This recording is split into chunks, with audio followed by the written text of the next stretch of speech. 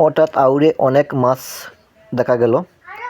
সেই মাছ মারার জন্য জাল পেতে নতুন কৌশল অবলম্বন করা হলো।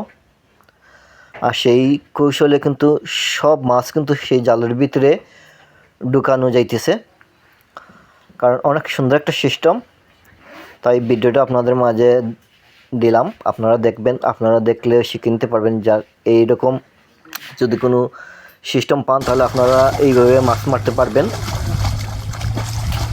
ধান কাটা শেষে একটা খাল ছিল, সেই খালের মাঝখানে কিন্তু মাছ সব জমা হয়েছিল, আর সেই কৌশলে আমরা মাছ মারা হলো। খুব ভালো লাগলো।